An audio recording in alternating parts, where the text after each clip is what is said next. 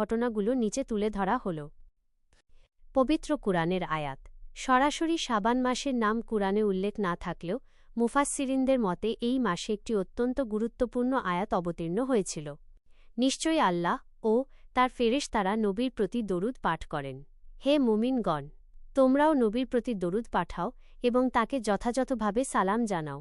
সূরা আল আহজাব, আয়াত ৫৬।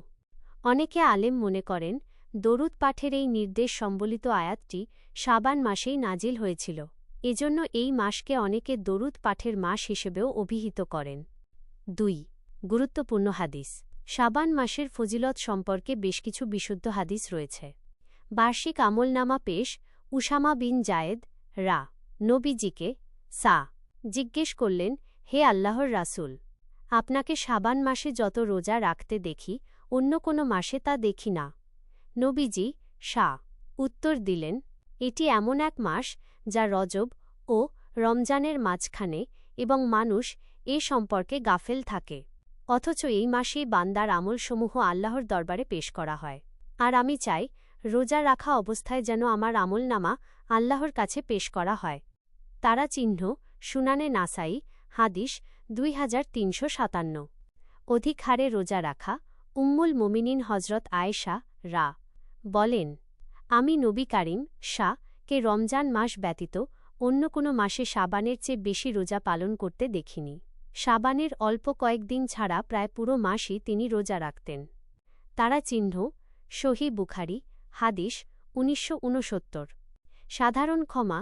শবে বরাত, মধ্য শাবানের রাত সম্পর্কে নবীজি বলেছেন, নিশ্চয়ই মহান আল্লাহ শাবানের মধ্যবর্তী রাতে ১৫ তারিখের রাত তাঁর সৃষ্টির প্রতি নজর দেন এবং মুশরিক ও বিদ্বেষ পোষণকারী ব্যতীত সবাইকে ক্ষমা করে দেন।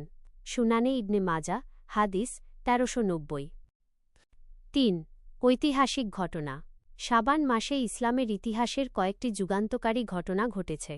কিবলা পরিবর্তন। দীর্ঘ ১৩ বছর মুসলমানরা বাইতুল মুকাদ্দাসের জেরুজালেম দিকে ফিরে নামাজ পড়তেন।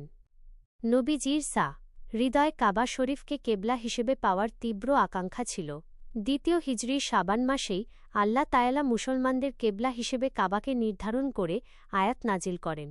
সূরা বাকারা ১৪৪। এই ঘটনাটি মদিনার মসজিদে কিবলাতাইন ঘটেছিল। রমজানের রোজা ফরজ হওয়া। দ্বিতীয় হিজরির এই শাবান মাসেই রমজান মাসের রোজা ফরজ হওয়ার নির্দেশ নাজিল হয়। চাঁদ দ্বিখণ্ডিত হওয়া।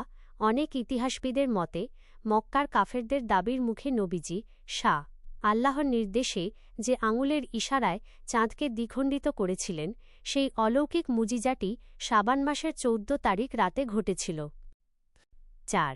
শাবান মাসের একটি চমৎকার উপমা। পূর্ববর্তী আলেমগণ, তাবেঈনগণ শাবান মাসের গুরুত্ব বোঝাতে একটি সুন্দর উদাহরণ দিতেন। রজব মাস হল বীজ বপনের মাস, শাবান মাস হল সেই চারাগাছে পানি দেওয়ার মাস এবং রমজান হল ফসল কাটার মাস। সুতরাং যে ব্যক্তি শাবান মাসে ইবাদতের মাধ্যমে প্রস্তুতি নেবে না, সে রমজানে পূর্ণ সওয়াব বা ফসল আহরণ করতে পারবে না। আপনি কি শাবান মাসের নির্দিষ্ট কোনো আমল বা শবে বরাতের নিয়ম সম্পর্কে জানতে চান?